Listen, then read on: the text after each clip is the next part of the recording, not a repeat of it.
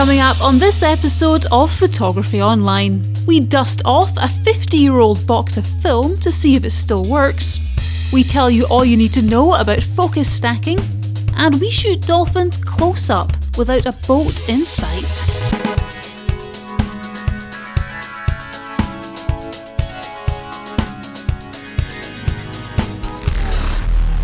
Welcome to another episode of Photography Online. As always, we never put any of those annoying adverts in the middle of the show, so there'll be nothing to ruin the flow. Before we unleash this show's features, though, here's a quick photography question just for fun. What was the exposure time of the earliest surviving photograph? Was it A, 90 minutes, B, 2 hours, C, 40 minutes, or D, 8 hours? I'll give you the answer later on in the show. Okay, well, on previous shows we've featured various pro photographers on location as we catch up with them while they do their day job. We haven't done this for a while now, so we thought it was about time to put this right. Charlie Phillips is a wildlife photographer working for the whale and dolphin conservation. Now, you might think he spent all his time in a boat, but some of his best dolphin shots are actually taken from shore. So if you'd like to keep your feet well and truly on terra firma but still get amazing close-up dolphin shots, Harry caught up with him to find out all the useful information.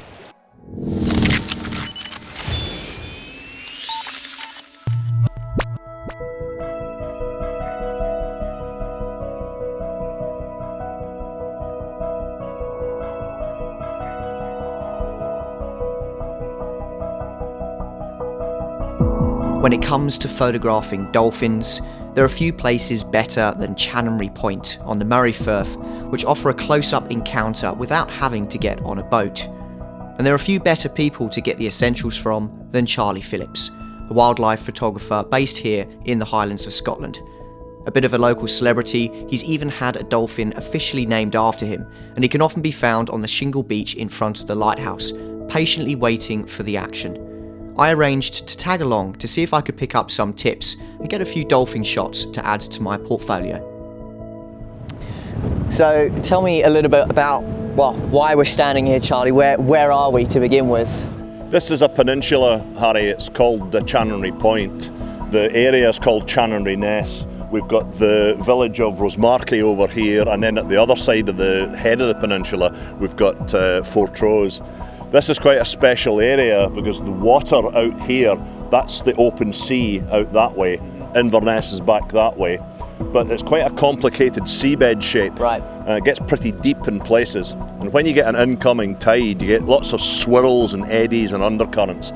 And the dolphins have learned over the years that this is a good place to come and just stay in the one position. Right, okay. And the actual migratory salmon come racing towards them in the tide. So it's actually not using energy when you don't have to. Makes an easy meal. It makes an easy meal.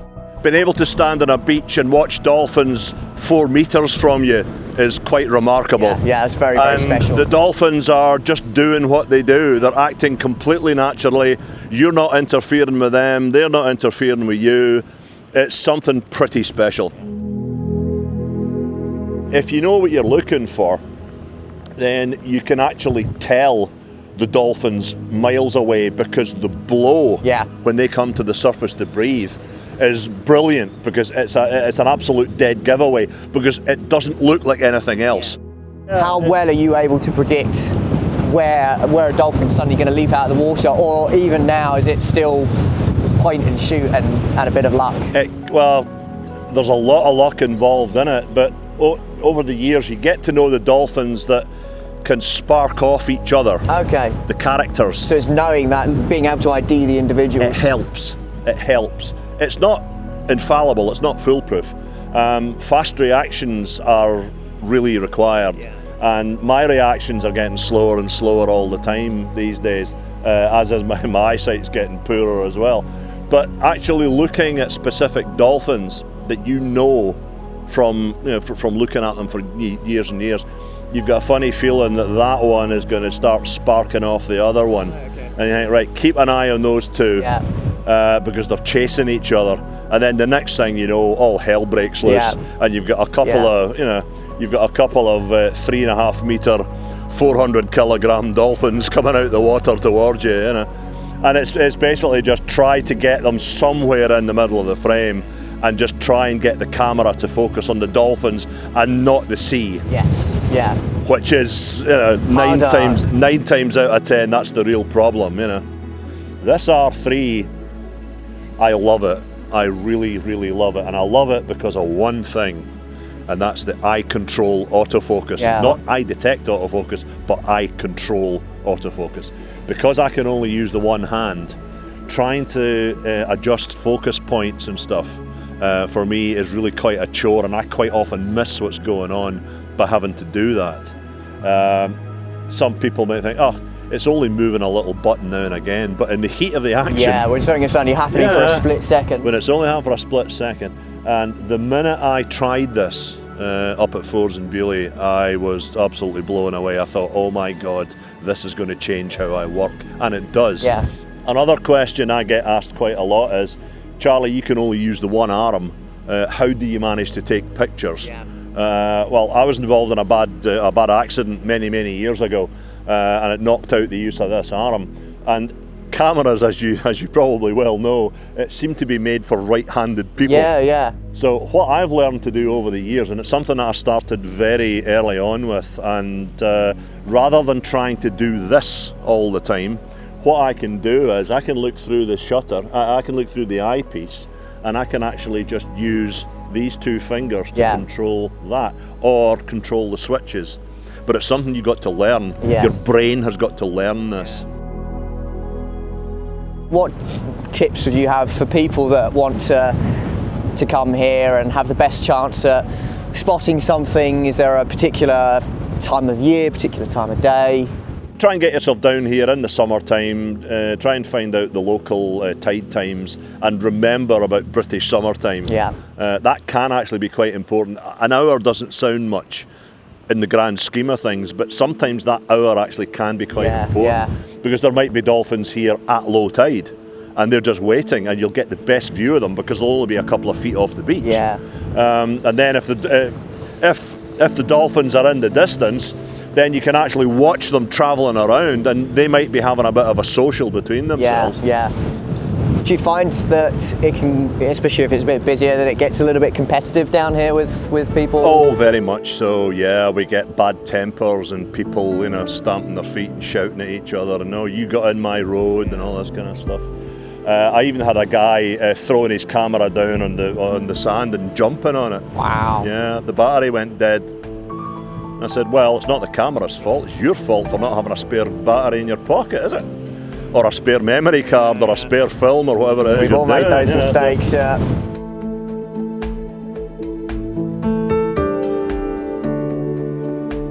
Now, we do actually have a dolphin away out there. I just saw a tiny bit of a dorsal fin. Almost in line with that rig thing that's away out there in the distance, out where the water's getting quite choppy, in line with the point of the fort. I'm pretty sure there's a fin out there. Let me just. I'm starting to know how people feel when I take them out to see eagles. Oh, I spot an eagle 3 miles away, because I've got absolutely didn't see that at all. So you must have, out of all the many years you've been photographing here, a standout moment, a favourite image that you've got. A few years ago, my friends from Aberdeen University's field station at Cromarty and we were out on the research boat. We had some of the adult males and some of the sub-adult males were going about in a gang, and just like teenage boys, they're just up to mischief. They're just up to no good. And it's a group that I tend to call the Bad Boys Club. And we had them, and they weren't that far away from the boat, and we were just sitting quite quietly just watching what they were doing, and they calmed down for a minute or two, and then all hell broke loose, and just happened to be pointing in the right place at that right time, and the camera managed to get some of the sequence beautifully in focus and nice light, but I had 4, possibly even 5 dolphins coming out the water at the one time, all together. It was coordinated. It was absolutely beautiful to watch, and thankfully I managed to keep my finger rattling on the button, just keeping the motor, just keeping that drive going. So we've got pretty much a set viewpoint here, as it were, that we most often see the dolphins from. But does that mean you're quite restricted in how you can compose your pictures, what you like to include background-wise, and where you want the light to try and fall in your images? You can make use of what you've got, and the light, of course, is so important. Trying to get the details on the dolphins, whether it's the faces, whether it's the dorsal fins, you need nice light. But you can also utilize maybe backlighting to your advantage. You can get, like today, if we look just out that way towards the airport, that's sparkly water. If you get a group of dolphins coming along through that, and they're venting, and the spray is coming out their blowhole in that windy, sparkly kind of sea. Beautiful. Absolutely gorgeous. So you can make arty pictures out of what would technically be not ideal lighting to try and actually see the dolphins, because the dolphins are going to come out as silhouettes. But as I say, all you've got to do is move a few degrees, and over here the light is beautiful. It's absolutely beautiful. And it's just knowing, it's knowing your own location pretty well, and knowing what times of day to maybe come and hopefully start doing stuff. Sadly, on this occasion, we only got a couple of very distant sightings of dolphins, but that's the nature of the game when it comes to any wildlife photography. You just have to make sure you're in the right place and let the animals decide if it's the right time. Just the day before, there were great sightings from this exact spot, so it just comes down to luck and perseverance. Like many wildlife photographers, Charlie's dedication and devotion to the subject will always pay off in the end, something which is hopefully apparent by the amazing images which he has captured here in the past. Despite being disappointed with the lack of cooperation from the dolphins, it was still an enjoyable couple of hours spent in what he refers to as his office.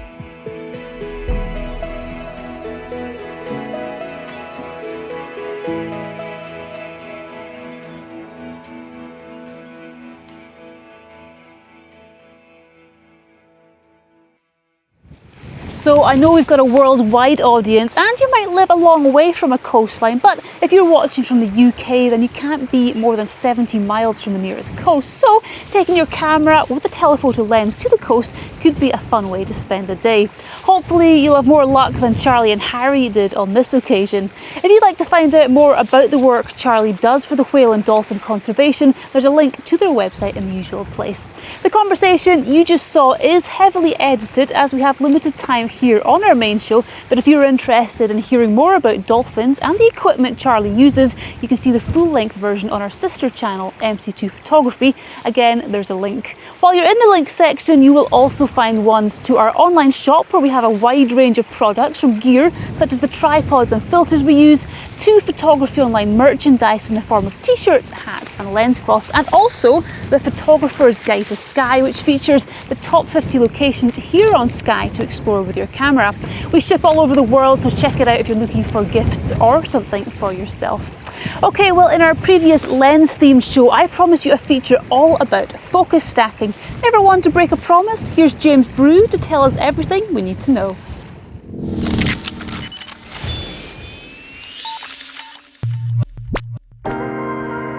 In our previous show, we explained all about lens movements and how these can allow you to achieve front to back sharpness. However, if like me, you don't own a tilt shift lens, or if your scene isn't suitable for using one, then there's something else we can do to avoid having to close the aperture right down in order to get everything to appear sharp. It's called focus stacking, and although this requires taking multiple photos and then merging them in post-production, this isn't anything to be scared of. In fact, I'm going to show you just how easy it really is. Broadly speaking, there are two approaches photographers can use to capture focus stacked images in the field. On some select newer camera bodies, automated focus stacking is now available as an in-menu feature. For example, on the Nikon Z7, which I personally use, this is called focus shift shooting. And basically it allows you to dial in the number of images that you require in your sequence and the degree of focus shift between each of them. Simply set your focus to the closest point in your scene, press start, and the camera will automatically shift focus incrementally and capture all images all the way back to infinity. Automated focus stacking features like this are invaluable for macro photography, where tiny, precise focus changes are required. It also makes focus stacking for landscape photography a breeze too.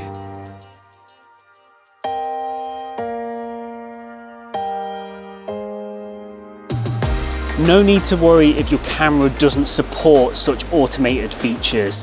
Thankfully, the manual alternative is available to everyone. The manual method basically requires you to assess the scene, your camera settings, and then evaluate how many shots you think are going to be required to give you that front to back sharpness you desire.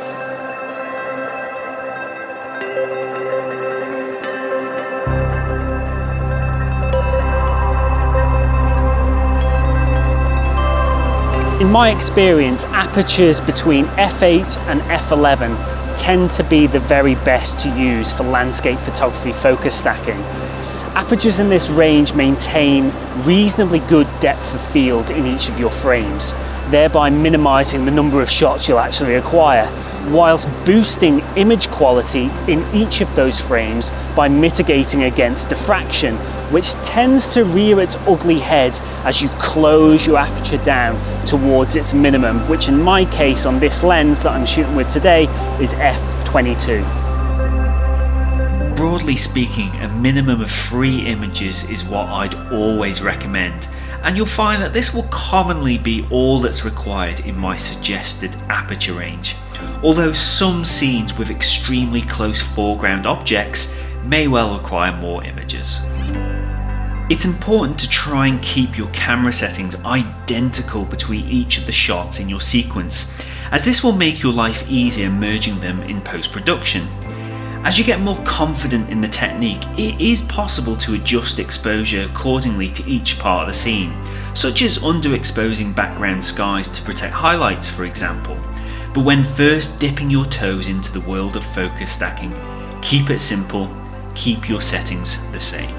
Keep in mind that plane of focus extends approximately 1/3 in front and 2/3 behind each of your focus points, and that this plane of focus gets narrower and narrower the closer to your camera you get. Ideally, what you're looking for is some nice overlap in plane of focus between each of the shots in your sequence. I found a composition a little further up the valley behind me here where I'll demonstrate all of that.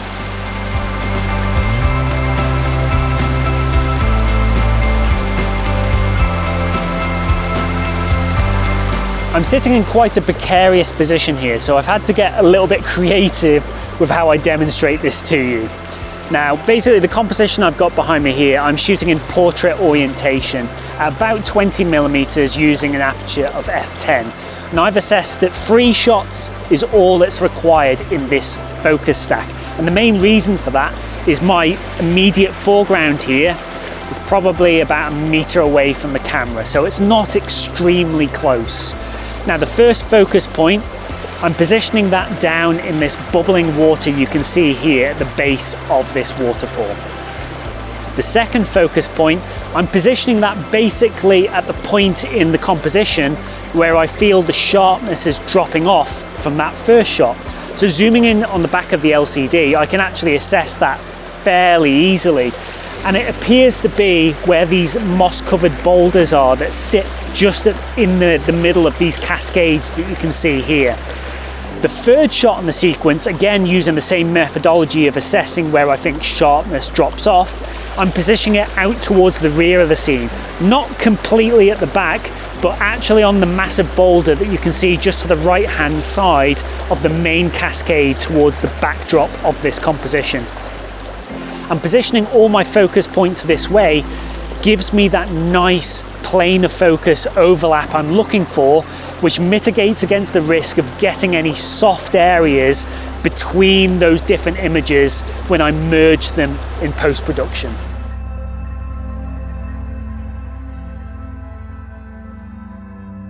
Merging the focus stack sequence of images together is much more straightforward than many people would have you believe. Now, I'm using Adobe Lightroom and Photoshop to do my merging, but don't worry too much if you don't have access to those bits of software. Most photo editing software will allow you to do these tasks one way or another. The first step is to basically do your global image edits. And once you're happy with those, you need to copy them to all images in your sequence. That way, it will ensure that you get a seamless merge when you compile those images together. Next, you'll need to load all your sequence of images into your main editing software as a stacked file. In Adobe Lightroom, this is pretty easy. I can select all the images, simply right-click on them, and load into Photoshop as a stack. Once they're actually in Photoshop, we need to try and align the images, because if they're out of alignment, it's going to make that blending process very, very difficult. And you tend to find that as you change focus points, focus breathing in the lens does create a slight creep and change between each of your frames. Handily, Photoshop has an auto align feature that I can select in the top menus, which does a very, very good job of eradicating any of that shift and gets them in perfect alignment. For those of you that want a really easy life, software like Photoshop thankfully has an auto blend layers option, which essentially assesses each of your frames, takes the sharpest bits of each of them, and then combines them together to give you that front to back sharpness. It's a really nice place to start when you're first dipping your toes into focus stacking. However, in my experience, I tend to find this automated approach is a bit hit and miss. Sometimes it gets it right, sometimes it gets it really wrong, and it can create ugly looking artifacts where it's essentially made the wrong judgment call on sharpness.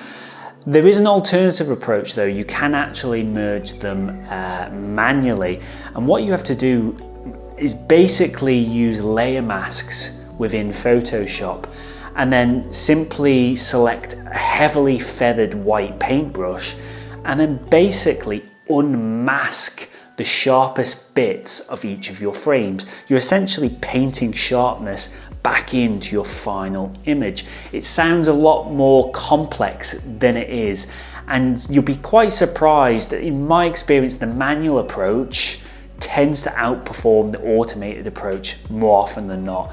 It just takes a little bit of finesse with the mouse to get right. Why would you bother with the hassle of this technique, I hear you ask? Well, firstly, it opens the door to shooting extreme close-up foreground landscape scenes, which are often beyond the physical capabilities of single exposures. Focus stacking works particularly well with wide-angle lenses, as stacking allows the photographer to fill the foreground frame with unique and tiny details which would otherwise be overlooked within the overall context of the landscape scene. The second benefit to focus stacking is more universal, and it's the reason I frequently use the technique myself. It allows the photographer to significantly reduce diffraction caused by narrow apertures, and ultimately enables them to shoot closer to their lens's optimum apertures. Why bother spending small fortunes on high resolution image sensors and the sharpest lenses available if you're going to diffract all that sharpness away? It just doesn't make any sense to me when there's a simple solution to hand. Is focus stacking perfect and should it be used all of the time? Absolutely no. In majority of circumstances is actually overkill. A well-positioned focus point within a composition using the appropriate aperture will get the job done the majority of the time. Also, focus stacking struggles massively with movement, as it makes the merging of your different images absolutely nightmarish in post-production. For this reason, focus stacking with foreground vegetation and in woodland environments is generally very, very difficult unless you've got basically zero wind. Thankfully today, I got zero wind. Seascapes with dynamic wave movements against the shoreline are also difficult for this very same reason. Has to be noted though that water that runs in a consistent and predictable way, such as waterfalls and rivers, generally doesn't actually present much of a problem for focus stacking, because the blend and merging in that water is generally pretty seamless.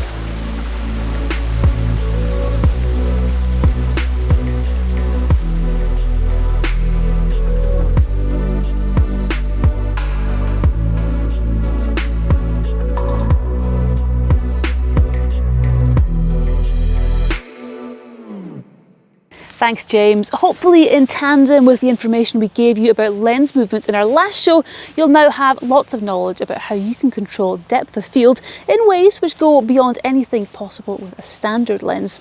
I've already mentioned our online shop, where one of the many items for sale are our essential camera skills books. We'll soon be starting to compile our third and final series of this, in which focus stacking will be one of the chapters. That'll be available towards the end of the year, but if you want to get your hands on series 1 or 2, which are packed full of all the features that we covered in our first 2 years of Photography Online, then just head to the shop using the link below or by typing in this address. Okay, well, if you were watching a month ago, I told you about this box of film which Marcus has discovered in the bowels of an independent photo shop. The expiry date is 1975, so I think we can safely say it's probably past its best. However, does film mature like a fine wine or go rancid like a dodgy cheese? There's only one way to find out.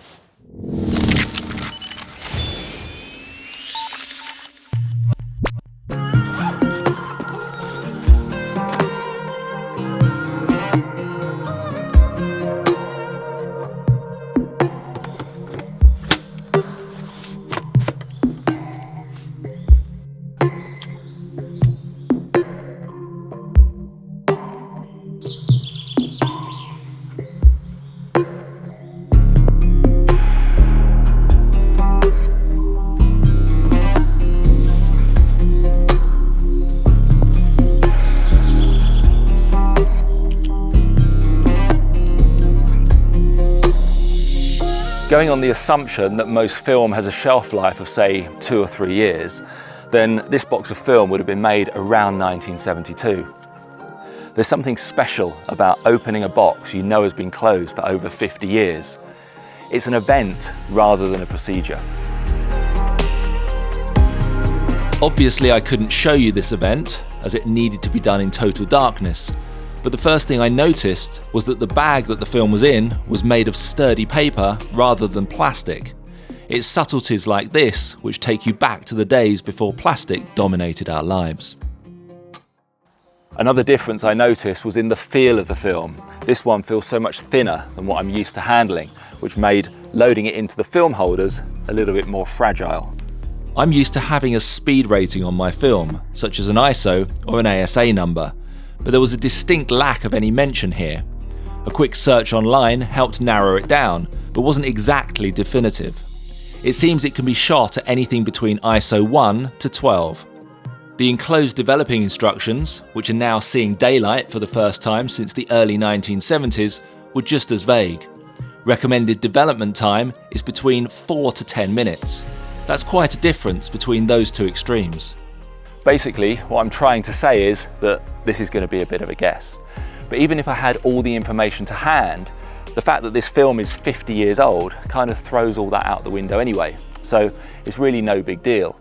A guess is a guess, and my guess is that I'm going to shoot this at ISO 6 and I'm going to develop for 9 minutes. I'll then shoot another one at ISO 3 and see if that's any better or worse, and then I'll take it from there. The good news is that I've got 25 attempts to get it right before I run out of film and have to time travel back to the 1970s to get more.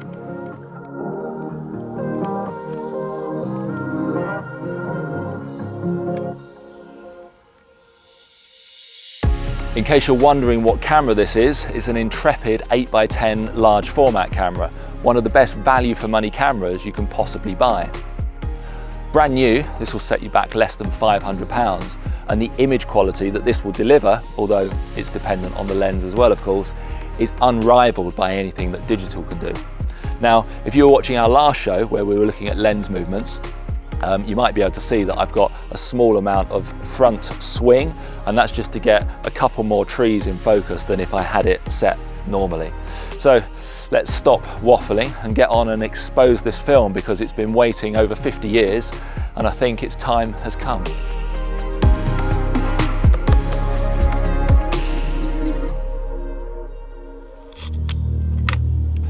So my exposure is ISO 6 f11 20 seconds. Now, another complication is I don't know what the reciprocity failure of this film is, so that's another guess to add to the experiment, but in for a penny, in for a pound.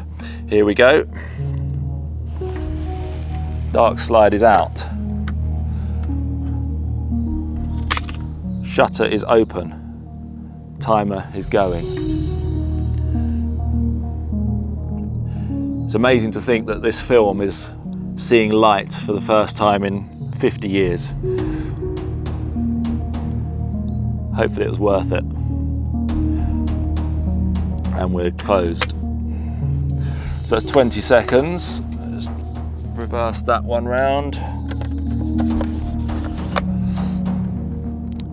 And then what I'm going to do is expose the other side at ISO 3, so essentially 40 seconds.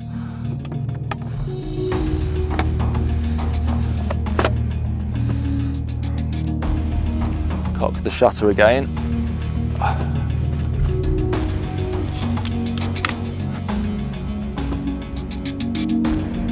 So here we go for the second one. Dark slide is out. Shutter is open. Timer is off. So this one's 40 seconds. So join me in 33 seconds. 3, 2, 1, and we're closed. Dark slide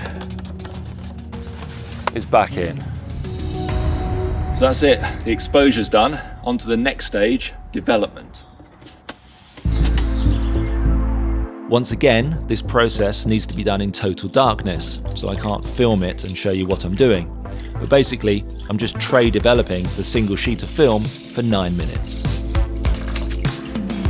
So here's the first sheet, which looks good exposure-wise, but I'm guessing your eyes have probably gone to this blank area here. It didn't take me too long to work out what this probably was. I'd left this sticky note on the film holder just to remind myself what film was inside, and this is suspiciously close to the same shape that's been created on the negative. So basically, I've been a bit of a knob, and I haven't realised that this has been preventing light from getting to the film. But I think if we rewind the video, it will incriminate me. And there it is. I put this down to having to video the event, as my mind is preoccupied with getting the video right, which then invites me to make stupid mistakes like leaving a sticky note over the film. So just to put this into perspective, this piece of film here waited patiently inside a box for half a century, only for some idiot photographer, whoever that was, to completely cock it up. But let's put that aside and focus on the good points.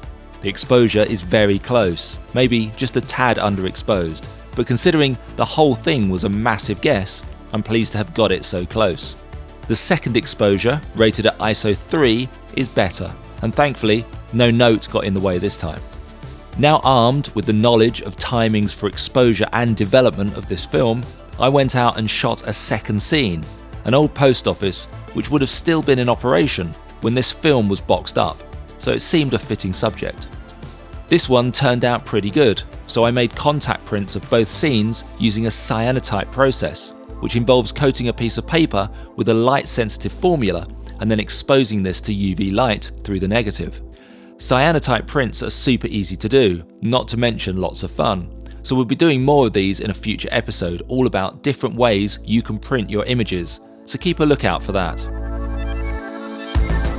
Cyanotype prints are inherently blue, so I've toned these with tea just to give them a more neutral and more vintage feel, which I think suits both scenes better. So this experiment was all about seeing how good film can be after half a century in storage. Obviously, I have no way of comparing these to how they would have been when the film was in date, but I think we can safely say that it's still perfectly fit for purpose, and I'll be saving the remaining sheets for when I need a high contrast black and white film. I just need to remember not to put any more of these on my film holders.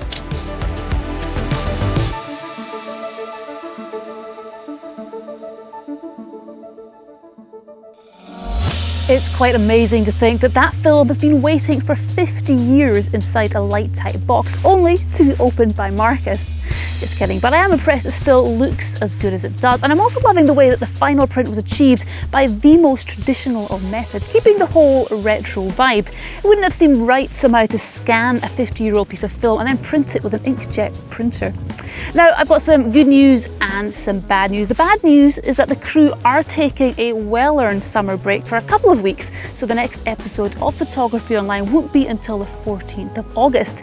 The good news though is that the team will be refreshed, revitalised and maybe even suntanned, so we'll be back bigger and better than before. We'll still be here for our monthly PO Live show though, so if you're of a PO Live subscriber level or above, we will catch you as usual on the third Sunday of the month. Okay, at the beginning of the show I gave you a photography question. What was the exposure time of the earliest surviving photograph?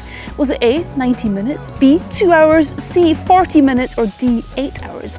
The correct answer was D, 8 hours. It was taken in France on a metal plate in 1825. Well done if you got that right. We are out of time. I've got to go, but if you're going away this summer, then wherever you're going, I hope you can remember to take good care, but most of all, take good photos. And the quality that this will deliver is what is it? Unbeatable. If you'd like to find out more about the work Charlie does for the Whale and Dale, Whale and Dale. 8x10 camera, probably one of the best value for money cameras, is a midge flying right in front of the lens. If you'd like to keep your feet well and truly on terra firma and still get some great dolphin shots, Harry caught up with, I have no idea because it's 5 lines gone. Sorry.